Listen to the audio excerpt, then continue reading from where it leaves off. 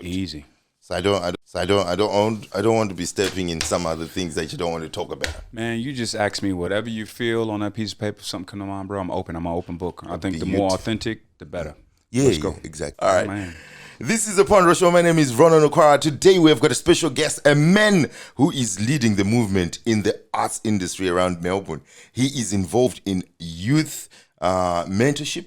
He's a poet, a musician, a DJ, an actor. Last but not least, he is a community influencer. Mr. Congo, not the first time in this studio, right. but the first time on this podcast, the RonRon Show. Welcome and thank you for joining us today. Mr. Congo's in the building. What's up, man? What's up? It's a great pleasure to have you, man. The studio wasn't looking like this before, yeah? No, it was different. Yeah, it was different. And I couldn't see your face that time because you had, the COVID mask on. I had the whole camo. And today you came differently too. Yeah, oh yeah, I got the avocado on today. You know what I'm saying? Hey, like I said, every time I come over here, man, I'm gonna just dress different in something. It's gonna be a surprise every time. And I like it. You know what I'm saying? Yeah, we're just gonna have a good time with it. A man of style. You're creative too. I appreciate it. A lot of people would be biting my style, you know what I'm saying? I'm gonna have to start copywriting my junk, you know what I'm saying? For real. I see y'all out there. I like the Facebook post that you posted. You said, follow me or follow no one. Yeah, man. Yeah. And you continued and said, the journey into the soul man, birthed and taught in the ancient ways of the Tapoon Springs, Florida, and seen the vision and bright future of the Crystal River of Florida begins. Yeah, man. I believe you were telling us about your roots. That's right. And you're proud of it. Oh yeah. Where were you born and bred in? Were you born and bred in Florida? Oh yeah, man, Florida boy. You know what I'm saying? From the South, man. Tarpon Springs, Florida. Shout out party people. Yeah, tell us more about it. It's beautiful. You know, it's interesting that a lot of times you don't really appreciate where you come from until you leave. Mm-hmm. And so when I went back for the first time after I came back. Mm-hmm. After I was living in Australia, I went back, man, and I rode around and the trees were green and the water was beautiful and the sun was shining and the beach sand was crystal. It was beautiful. It was almost like a new experience to me. And I wanted to really soak that up and do it again. Beautiful. So it's a really, really lovely little town right on the Gulf of Mexico. Mm-hmm. If you ever go to Florida, don't just go to Tampa. Don't just go to Miami. Stop by my crib, Tarpon Springs, Florida. We got one of the biggest Greeks per capita, biggest Greek populations per capita anywhere in America. All right. Shout out to all my Greek homeboys. What's hold the town? What do you mean? Is it a mining town? Is it a no agricultural? So it was founded on sponges. So people wash with sponges. So the Greeks actually brought that trade to my town, and then it became a boom. And so at one stage, Tarpon Springs was one of the biggest sponge producers any place in America, right? In the world. Right. You see? So that's how it was founded. And then also citrus, oranges and grapefruits and that sort of stuff. Mm-hmm. They had sawmills. A lot of the black people came in to aid out in that. All right. And so, yeah, man, quite a lot of history in my little town, you know? When did you come to Australia? Did you straight away come to Melbourne or? Yeah. So 2006, I flew out twice. You know what I'm saying? So my girlfriend then was from Australia. I met her in America. She played basketball. What's up, baby? So, you know what I'm saying? She played basketball at Kansas, and then I met her, and then she said, look, I'm thinking about moving back. So I came in 2006 to visit, and then, man, made that move and just jumped out. Because I was going to ask you why. So it's a love story, right? Yeah, love, man. Love will make you do some crazy stuff, bro. You feel me? You know what I'm saying? Like, where you going? To the moon? I'm coming right behind you. How different is it culturally between, like, if you compare between Melbourne and Florida, and did you experience any culture shock? Yeah, man, absolutely. You know what I mean? I mean, when I first got off the plane, I thought Australia was red clay, kangaroos, and Aboriginal people everywhere. You know what I mean? Because that's the only thing that they taught us in school. Yeah, kangaroo jumping around in the streets, isn't it? Yes, sir. And it wasn't. It was a city. It was a metropolis. You know what I mean? So that was a real big culture shock. I mean, we speak English here, so that was good. I didn't have to learn the language. I think it would have probably been a lot difficult if I would have had to learn French or Russian or whatever it is. So that was easy to sort of be able to communicate with people. And from a culture shock, I mean, it wasn't a lot of me's out here, wasn't a lot of you's when I first moved out here. Now I see black people everywhere. You know what I'm saying? I'm like, damn, they done found out that we down under. You know what I'm saying? Like, it's black people everywhere down here. Whereas when I first came, I didn't see very many. You know what I'm saying? So I think it's just been an influx. Yeah, man. But you like it anyway here? Here? Oh, Australia is beautiful, bro. It's beautiful, man. Everybody's pretty chill out here, right? I mean, yeah, you can run into issues anywhere, but from a creative standpoint, I've been able to spread my wings. I don't know if I would have been able to spread my wings like this in Florida. From an artistic perspective, I've been able to really spread my wings. People have been very open to the culture. You know what I'm saying? And look, so here is kind of like a niche almost still. I think that's waning, but it's definitely kind of a niche to sort of be creative out here because people go sort of see, they don't see many of us. They don't see swag. They don't see the way we dress. They don't see gold grills. They don't see none of that. So when they see it, they're like, ooh, that's something different. But, you know, it's changing. You know what I mean? I like you, man. Have you met anyone from your hometown here in Australia? You know what? I was in the CBD one night, and this guy would. You ever see the people who paint on the pavement, and they like paint stuff, and you look like you're gonna fall into it, right? Yeah. So he was painting, and I don't know how I got to chatting with him, and he goes, "Where you from?" Da da da. And I said my town, and he was like, "Yeah, I've been there before," you know. And I said, "No, you haven't." And he started to name places, and that was my first time ever sort of having somebody from where I'm actually know. Oh, beautiful. It felt like home, man. You know what I'm saying? It's like somebody talking about your food. You know what I mean? You just feel like it was a connection. But no, outside of him, I had never ever met anybody in Australia who was sort of from my home. People, of course, go to Florida and they go to different places. But nobody necessarily. Congratulations, Mr. Congo. Anyway, I wanted to just congratulate you about the music video that I've just seen. Take It Easy. Which was premiered on YouTube on the 5th of May 2021. Yeah, man. Beautiful video. Thank you, bro. I appreciate it. Take it easy. It'll be okay, because they be greedy. Don't give it all away. You know what? To me, it's a motivational song because it sounds like, you know, how you're sort of like talking about how people can fall down and they have to lift themselves up. And stuff like that. Can you explain to us what Take It Easy is all about? Yeah, first thing, man, shout out to my grandma. I dedicated it to her. She turned 96. Yeah, so that Cecil May Richardson. So, Grandma, if you're listening, we love you. I can't wait to hug you. 96, man. Yeah, Good 96. genes. Yeah, that's right. I hope I live to be 96. So, Grandma, if you're listening, I love you, and I hope to hug you again someday soon. Beautiful. So the video came from, I used to have an uncle, right? One of my uncles, Suge Porter. What up, Suge? Where you be at, man? Up in the sky, up in heaven. Love you. So he was like the neighborhood bum, man, when I was growing up. All right. And my eyes, my vision was already sort of clear in the future even when I was a 3, 4, 5-year-old, I could sort of pick out things. And so I was very in tune. So when he would come around, I was mesmerized by him. You know, I was mesmerized by the way he smelt. I was mesmerized by the way he looked at me and looked through me with those red eyes. I was mesmerized the way he carried his cigarette or the way he, you know, moved and all that sort of stuff. And people used to, you know, poke fun at him and stuff, you know, and I knew his last name was Porter, like mine. Right. So I knew he was some kin to me, but I didn't really never make a connection with him. And so part of the song was, you know, when I play the bum in the video, that's sort of an homage. Yeah. So that's huge. Yeah.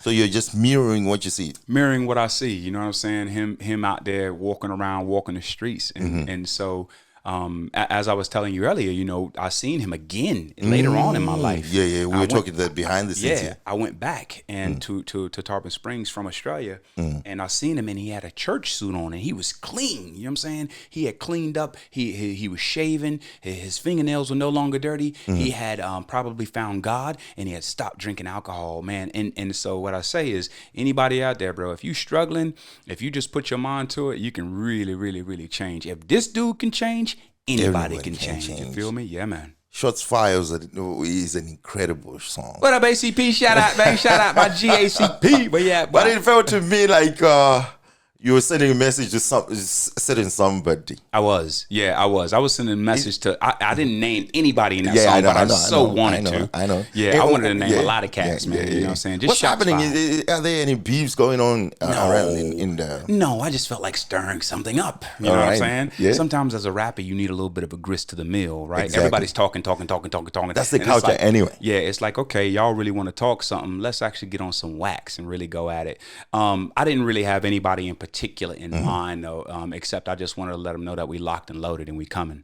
Beautiful. Feel me? It feels like the music you're putting out, they're only singles.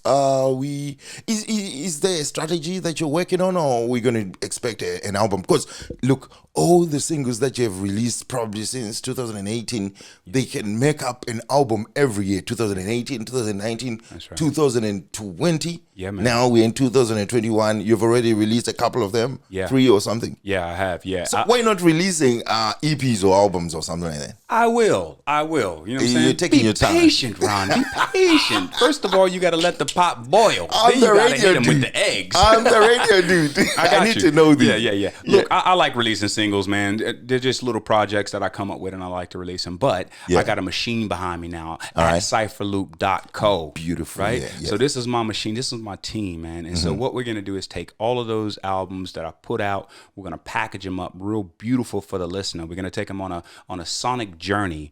And then what we're going to do is take all of the new stuff. Now, y'all ain't heard my new stuff. If y'all think the old Congo was off the for shizzle, wait till y'all hear this shit. I'm talking about I have stuff around Black Lives Matter, man. I got songs and songs around my hood where I come from. So I'm really focusing on my writing. You know what I'm saying? Right. It's no longer just freestyling, wilding out, blah, blah, blah, blah. It's actually about becoming more in tune with my artwork and my creativity, and using my poetry. Putting the material together.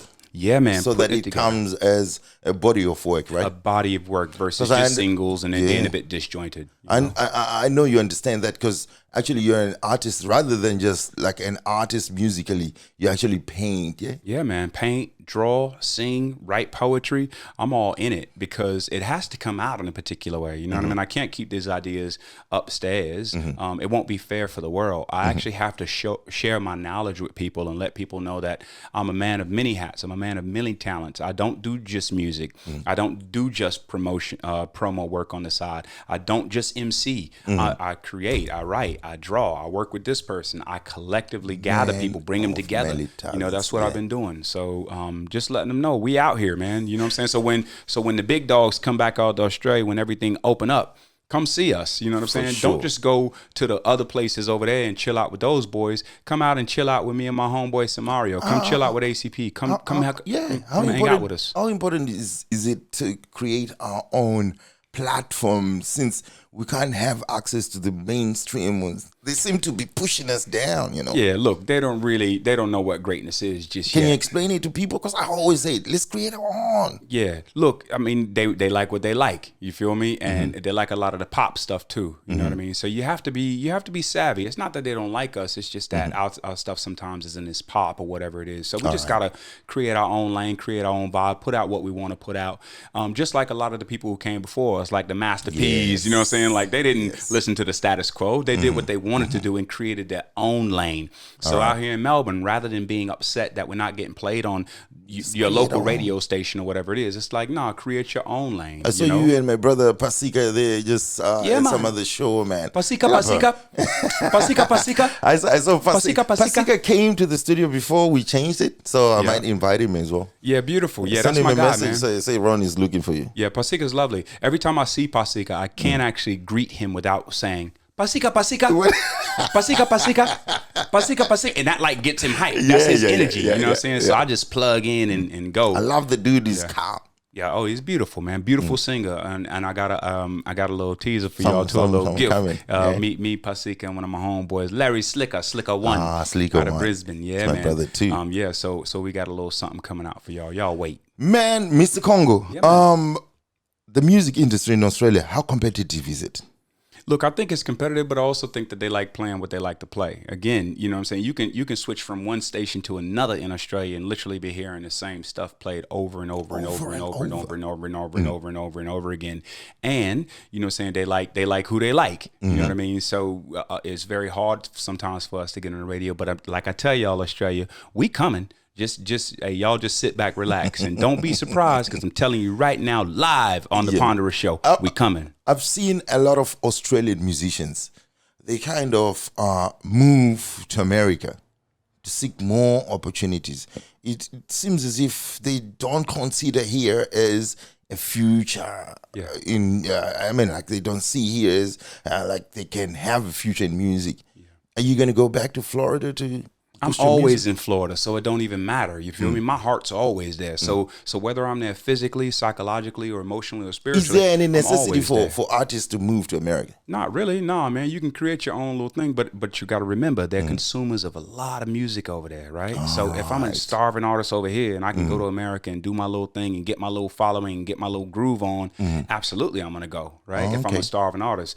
So yeah, look, a lot of people move to different places to try to increase their opportunities. But over here, man, it's a lane over here. You know what I mean? It just hasn't been really tapped into just yet, especially hip hop. They love hip hop over here, but we just got to tap into it and actually take advantage of it by working together, right? Too many of us be on that. Remember that I and that we that I was talking about last show? A lot of cats about that I, but Congo is about the we. However, if you keep it up, I'm going to be about the I. You don't want that.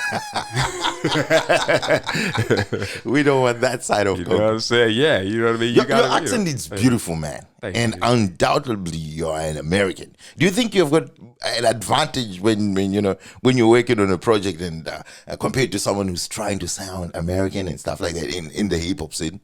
Not really, man. You know what I'm saying? For you, it comes natural. No, it's a lot of Americans out there who can't rap or who might not have a bag or who might not be able to do what I do, et cetera, et cetera. So it's a package deal. You know what I'm saying? It's a lot of people out here who, think they can play basketball because they're American at the local park, but not everybody can play basketball. You feel me? So yeah, you're American, but you can't shoot a J. but it's an advantage wherever you go, man. Like, because I feel like, Congo, man, sounds great. Yeah, look, I think that's relative, to tell you the truth, bro. I don't think it has to do with anything. If you can't rap, you can't rap. If you can't rhyme, you can't rhyme. If you can't speak poetry, you can't speak poetry. You can be from, Kuala Lumpur. You feel me? You got to be bringing the vibe and be bringing your whole package. So it's not really an American thing, man. It's about, do you believe in yourself and do you have no fear? And the product you're putting out too. Absolutely. Your product has a lot to do with it. Where did the name Mr. Congo come from? Because the first time I kind of heard about you, man, I thought you were from the country Congo. Yeah. A lot of people think that. So the name Mr. Congo, so my first DJ name, I was coming up with different DJ names. You got to have a DJ name. You got to have something that pops, you know what I'm saying? And I love the name Johnny Rook. Right, that was my first name, Johnny Rook, Johnny Rook, and lights, right? Yeah. Johnny Rook is a type of bird. It's actually called a striated caracara. It's a type of bird. It's the mixture between like a hawk and an eagle, and they mix the breed, and they bad, right? That's bad boys, right? Yeah. But so but it was like 2,000 Johnnies out there. Johnny this, Johnny that. And I'm like, okay, I don't know about that. So I was asleep one night. I just was like, I need a DJ name, and I fell asleep, and I woke up in the middle of the night, 3 o'clock in the morning, out of the bed, like, Mr. Congo. Yeah? Yeah, man. Just like that. And then that was it, right? So then my second thing was, okay, people probably going to think I'm from the Congo. Every time I meet somebody from Africa, they're like, oh, you're from the Congo. Well, I don't have the stature. However, I just did my Ancestry.com and I'm 17% Congolese, baby. Okay. You know what I'm saying? So I am from there. You know what I mean? I'm also 27% Nigerian. So I did the whole Ancestry and just found out where I was from because I'm interested in my culture. I'm interested in my bloodline. I want to pass that on. So once I found that out, this was literally 2 months ago when I found out all of this information. They sent you a whole printout. When I found that out, bro, I felt like I was home. Mr. Congo is here to stay. You know what I mean? Beautiful. And I hope to one day go there and do a performance. That'd be beautiful because a lot of artists really like Bob Marley. He's from Jamaica, but he had to come to Zimbabwe and stuff like that. A lot of artists going back to Ghana and stuff. Yeah, just check it out. That's right. Go back and check out the motherland. Somebody told me, Nigeria don't like Congolese, man. I don't know how you gonna get over there. Hey, check it out. This is true, right? One of my Africa homeboys. You feel me? What's her lamb tut? Hey, so he said Nigeria don't like Congolese, and I'm like, well, perhaps I can actually be the elixir. Exactly. Perhaps I can be something that's different than the hate. You know what I'm saying? Perhaps I can just come with love and actually show that I'm everything. You know what I mean? Because if you do your DNA, bro, you're a part of everything. You're a part of every butterfly. You're part of every worm. I haven't done it before because I consider myself like true Zimbabwean and stuff. That's right. But I think I have to do that. I think I've got, cool. Yeah, man. I believe I've got a Japanese, in me. Yeah. You can sometimes hear it if you listen close enough. Yeah, you can sort of hear it. You can sort of feel a vibe and a rhythm from different places. I have an old Japanese dude in me somewhere who loves bonsai. Like it's somewhere down there. I don't know how or where. I've never been there, but I have something in me. And so I say, pay attention to that. It's probably Beautiful. true. How disruptive was, were the COVID restrictions in generally? Work, socially, creativity, Yeah, man. personally? Work, I work at a hospital primarily. So work was on. I was on and popping at my job. That never ended. So I was lucky to actually be able to go to work, really, because I don't know what I would have did if I was at home. Except What do they create call music. you? Something workers? Essential workers? Yeah, so we're second line. So you got front line, who are the nurses who work in hospitals. I'm mental health. So, Oh, your opinion about the vaccination. yeah. What's your opinion on it? I don't know. You know what I'm saying? Like, you know, I don't know, bro. You know, I You think work I in think the I'm gonna probably hospital, have. I know I'm gonna probably have to get one in order to travel. So I'm very aware of that. But I'm trying to put it off a little bit, just like a lot of people trying to put it off, just Why? to see what happened with it. Why? I mean, I think you see those little cases, and I know that it's 1 in 2 trillion or whatever it is like that.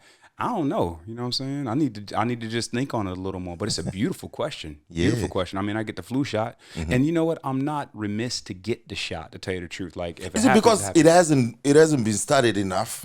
It's just it came. That's why 2019. That's why old people right now like, I don't know, she frail over there, 95. I don't know if I'm gonna get the shot.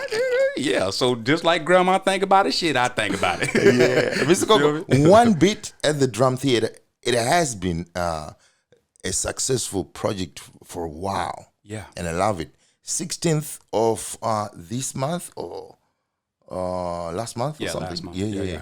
Yeah. It was big. Yeah, it was I big. saw the posts going out, huge and stuff like that, you know. Yeah. Who is the mastermind of that? Me and Billy. It's called Our Beat. So it's called Our Beat at the Drum Theater, and it happens the first Thursday of a Thursday, and the next one is actually the 20th. So if y'all round party people come through, man, Who's we just Billy? brought that. Billy is one of the guys who runs the show behind the scenes at the Drum Theater. So me and him work closely together. So events and stuff like that, I go to Billy. So me and So Billy. it's your talk. baby. Not necessarily. No, somebody did it before me, and I just kind of came in and sort of took it over. Billy sort of said, "Hey, man, actually one of my friends was having a fashion show there, and I was the DJ, and the MC pulled out the last minute. So they was like, "Yo, Congo." They knew I saw that, so I'm like, "Yeah," and I just killed them. Right, I just killed them. And so then he was like, he approached me after that. He was like, "Yo, we got this event. Would you like to do it?" Yeah. So I literally take my DJ stuff there. I invite all the artists there. I do all the work behind the scenes, me and Billy. And then they come, they put their USB in, and they can perform for whatever crowd's there. If they bring a crowd, if Billy brings a crowd, we just perform, man. And literally what it is a practice ground. It's a practice ground for us to just keep creating. I'll try songs out there, you know what I'm saying? I might do a bit of theatrics. Why do you think it was big this time? Like when it first started post-COVID? Yeah, I just think people wanted to get out and do something, to tell you the truth. But also we promoted it really, really well. Just like we're promoting this next one, man. We got RJ Vito, we got Lil Sriracha, we got Trilogy, we got ACP, we got myself. We got a few artists who are going to come through and actually perform with us. How can people sort of like join you if they are an artist and stuff like that? Is it all the music or poetry is there, acting is there and stuff like that? Anything that you want to do, come through. Whatever it is, whatever your medium Who is. do they contact and how do they contact them? Yep, you can contact me at Quincy Bones with 3 Z's on Insta, or you can hit up my homeboy Billy. Call the Drum Theater direct, ask for Billy, get your name on his role, and we'll just bring you on. There's no wait list. Yeah, I'm always looking for talent, man, always. So if you want to get on and you're a performer out there and you ain't performed or you want to, come on, I'll help you through. I actually walk them through their nerves, you know what I'm saying? Some of them have never performed. It's beautiful. They're sitting up there, little Amy. Anxious, You got my USB? Yeah, I got your USB. I never performed. Oh, this is great then. Cool. Let me show you how to do it. Come on out. You all right? You got it. And next thing you know, bro, when they get out there You're perform, good. You're good at this. You're good. Yeah. What job do you actually do? What's your profession? I'm a therapist. Yeah, man. I work at a hospital. I'm a psychological therapist. I sit and I talk to people in groups. You're good at motivating people and stuff like that, man. All the time. Think about me, how I feel. If I can motivate others like this, think about how I motivate myself, bro. I just pop I up. always feel comfortable with you. We haven't hang around for too long. This is the second time we've actually met. Yeah, man. Just feel comfortable. Yeah, because I'm cool. Feel like I know you positive for vibes. years, man. Positive vibes, bro. If you got positive vibes, people can feel that miles and miles and miles away. It's all electricity. You know what I'm saying? We actually think about it. So Do people have to pay to come to One Beat? $0. Just Wow. come on through the door, say what's up, grab yourself a drink, sit down, and enjoy the musical talents that How we have. often did you say it was? When is the next show? One time on third Thursday of every month, May the 20th. That's coming up. That's next week, next Thursday. Next week is Come through 6:30 to 9:30, corner of Little Lunsdale and Walker Street, the Drum Theater. From what time? 6:30 to 9:30. Come through, come party with us. You know what I'm saying? We just be vibing, bro, for real. If one person shows up, great. If 10,000 show up, great. We gonna party. I came the other time. The show just starts. It doesn't matter.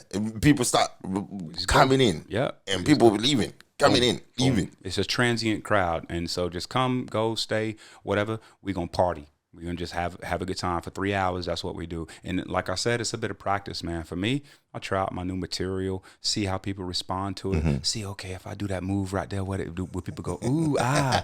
Michael Jackson used to do the same thing. You feel me? So I'm just doing what the greats do. Yeah, man. A mentorship that you do with the youth. Yeah. What age groups and what activities do you usually do? They're around 14 to probably about 17. This is at the Reach Foundation. A deceased, passed away footy legend. His name is Jim Steins. He started it back a long time ago, and for probably about a good 7 years, man. So I go down there and I work with these little kids who are super anxious or super depressed or who don't know if they're a boy or girl inside, and I talk to them. And I'm sorry, the crew members who are young also talk to them. I'm well-being, so I can You just been mentoring and stuff, yeah. So it's youth led by youth, right? And so the youth, they really do some beautiful psychotherapy with these kids. And so you get little Amy, who's been anxious for months, right? Yeah. By the end of the 4 or 5 week term, bro, little Amy is talking, she's hanging out, she's calling her friends, she's doing things. It's one of the most beautiful short programs that I've seen in a really long time, but it's also long term because the kids stick around, man, and they do the work that Jim, the other guy, I can't remember his name, but they do some beautiful work. If you ever get a chance, man, go to the Reach Foundation. How did you get involved in it? One of my friends, they needed some well-beings. So one of my friends, Jared, sort of said, hey, I know this guy. And he asked me. I went down, I got the job, and I've been doing it ever since, man. I do it sort of once a quarter. All right. So 4 times a year, I'm down there doing the work with these youth, bro. And it's beautiful. They teach you so much, man. They teach you about social media, how to get more followers. Exactly. You know, I be asking all type of questions like, well, what's the algorithm? Man, are these mentorship helpful in addressing some issues that sometimes as a parent or as parents we are not able to talk to our kids? Oh yeah, absolutely. Yeah, because it's youth leading youth, it's different than me and you talking to our son or daughter. You feel me? And we the parents aren't there. What do they call Authoritarian. Yeah, we sort of say, do this, do that, try this. And so our kids, they listen to us, but up to a point. Just imagine if your son, who is 15, had a 17-year-old dude who was depressed, who could talk to him about what it's like being young and depressed, right? It just matters more. They just have a bit more depth. They get to the core a bit quicker. So that's basically what it is, man. You know, and it's beautiful, beautiful work for youth. It's good that I hear that you work with the kids, man. As a parent of 3 black children in a country where we are a minority as black people, as a community, and have already been stereotyped, you know, or identified as being violent, bagglers, you know, gangs and stuff like that, African gangs and all that. How do you teach your child that stereotypes or stereotyping is not who they are? Yeah. Who's that? That's you? Yeah, that's me. That's sorry. Okay. We partying today. Hey, you're saying hopefully that's some money. Hey, hopefully that's some money. I'll have to switch it off. Hopefully that's some money calling. Yeah. So I'll say it again, man. Sorry. I'll just have to switch this phone off. I know this one is going to be on the show, so don't worry about it. So that people know it's raw and straight to the bone. Let me just switch off the phone. It's my friend just calling to just check up on a Monday night. Like I said, as a parent raising 3 children in a country where we are a minority community and have already been stereotyped or identified as violent and, you know, bagglers and stuff like that, youth violence, you know, gangs and stuff. How do you teach a child that stereotyping is not who they are? Yeah, look, it's funny. That's a really interesting question, and it's interesting because my kids, right? They actually have a dad who dresses like this often. So I break stereotypes already. They're kind of like embarrassed to actually be hanging out with me because I'm Mr. Congo. You know what I'm saying? So for them, they don't even. I think the stereotypical stuff is so far from because them. You know what I'm saying? My wife's an Australian. You know what I mean? So. We live in an Anglo-Saxon community up in Belgrade. You know what I mean? So, exactly. So we live in that. So my kids, they're sort of shadowed by that, to tell you the truth, on a lot of levels.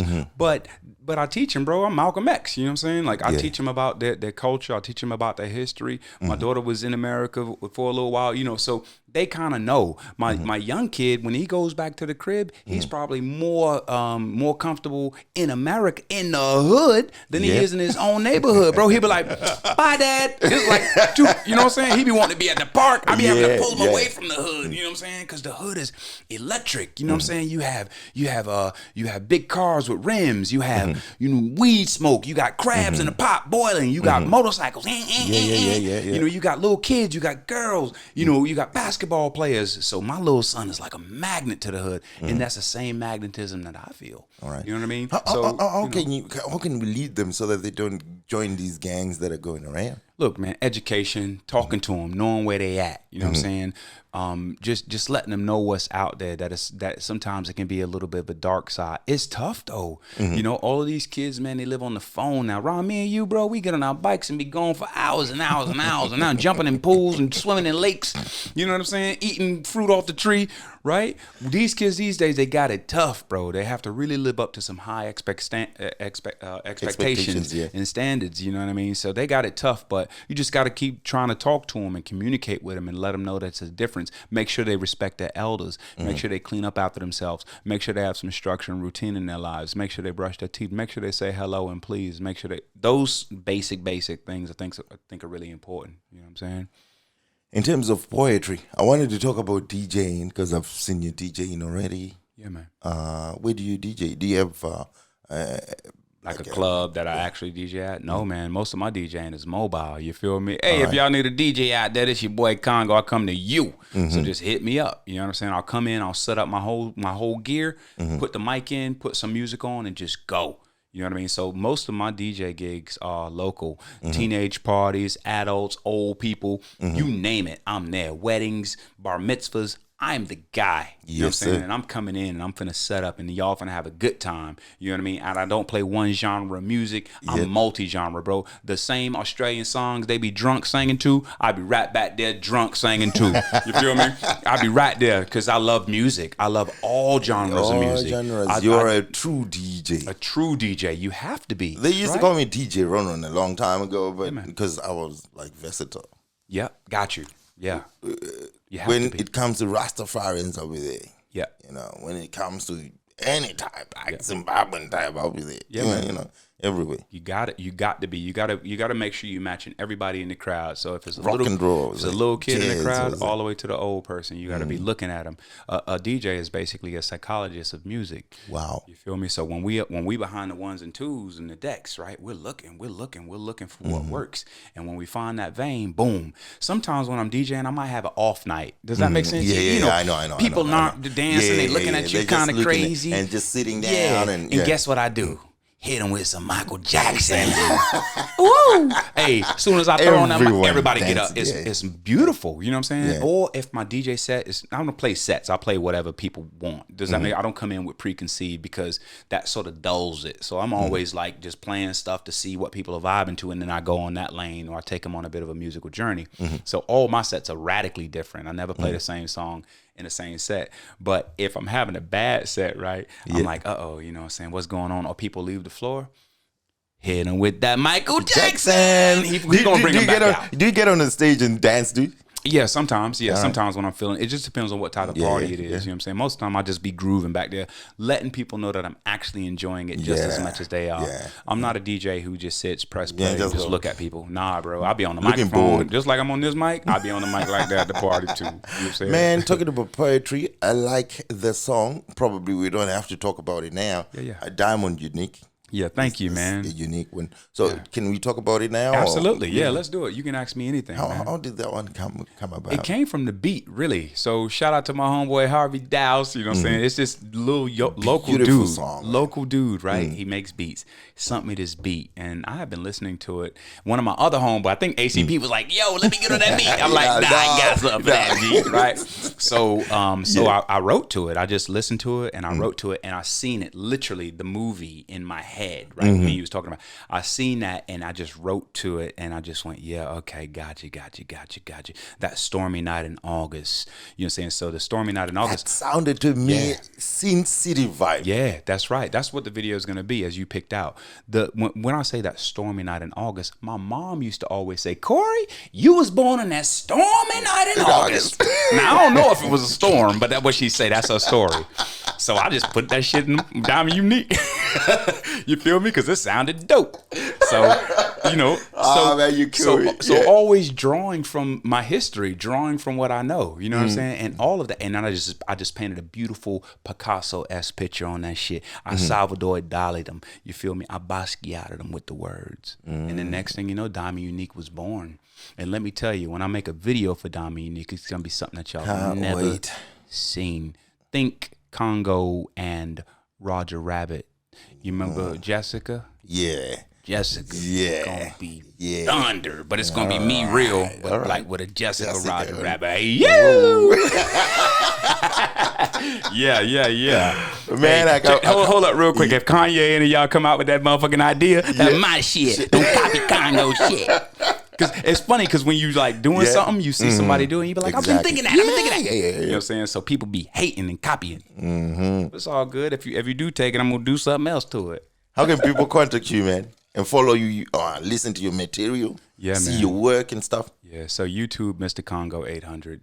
My Instagram is @QuincyBones with 3 Z's on the end. Why Quincy Bones? So Quincy Jones, you know Quincy Jones. Yeah, I know You know Quincy. what I'm saying? So Quincy Jones, I just take on words. I do that with a lot of people. You actually have a song called Quincy Bones. Yeah. That's what my homeboy ACP. So I came up with Quincy Bones, and he's like, we should do a song. And so he came up with it, and we just put some wax down on it. So @Quincy Bones is my Insta handle. And Mr. Congo on Facebook, and also Mr. Congo on Spotify, man. @cypherloop.co, Mr. Congo. Check me out. You know what about that Corey one?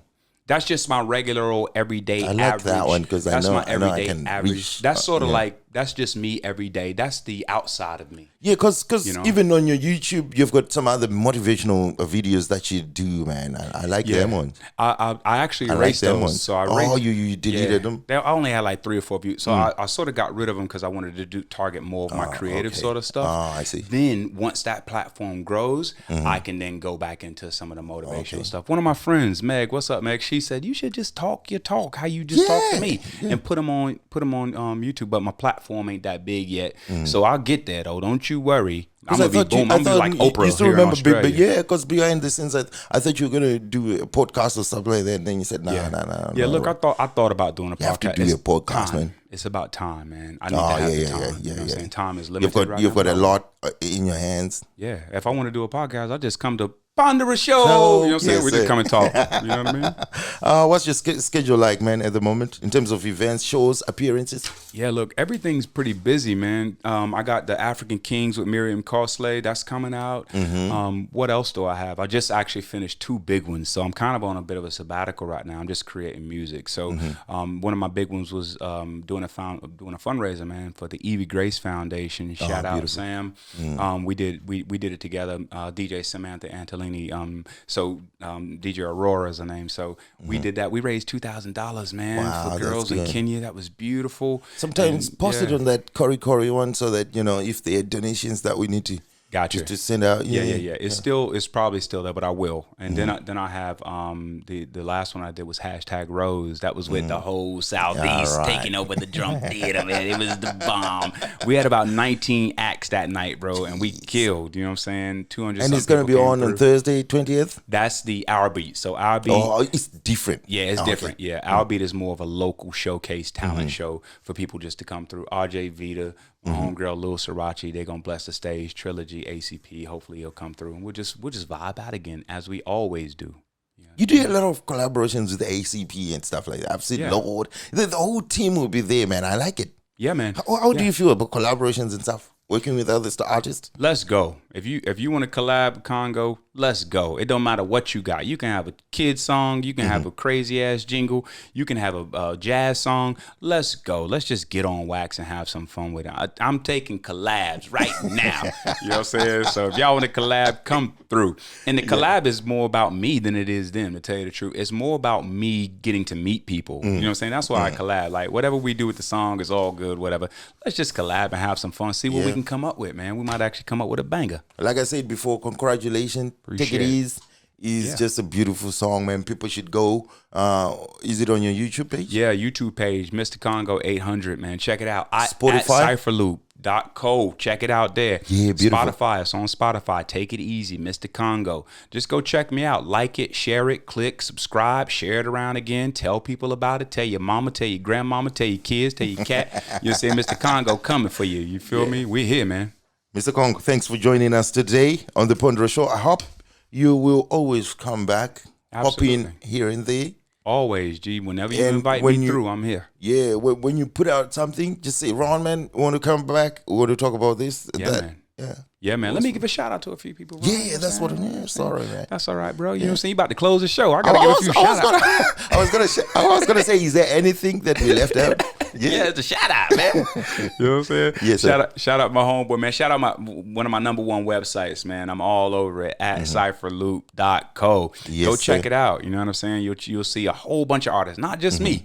It's a lot of different artists representing the continent there. So if you into Pan-Africanism and you into at cypherloop.co, check it out.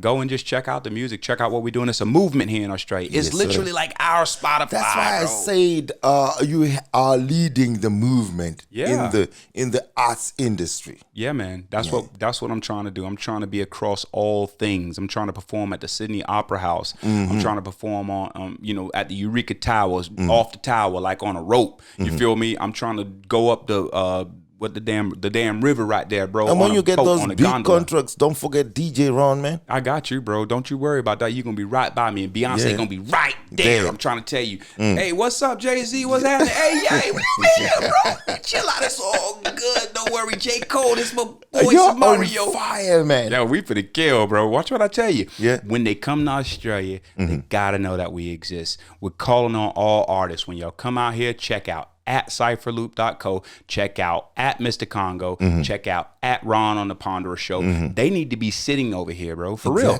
That's how we gotta move. No less than that. You know what I'm saying? You should be sitting across from some of the biggest artists in the world. I'm already. Right? Yeah, well, fair enough. You know what I'm saying? Yeah, I'm already. Fair enough. You know, and it's about being humble. It's about having fun. It's about sharing the love, and it's about creating and sharing our artwork, bro. It's very, very important. You know what I'm saying? Let's go. Mr. Congo, I better love you. Yeah, man. And you have to come back again. I got you, bro. Anytime. You let me know. This is DJ RonRon, the Gaston Gladiator. You have been listening to us on the Pondra Show. Probably some of them are watching us because we post videos too. Cool. Hey, watch the video. Share it around. Mr. Congo you know what I'm saying? visited us today in the studio. Yeah, man. Yeah, man.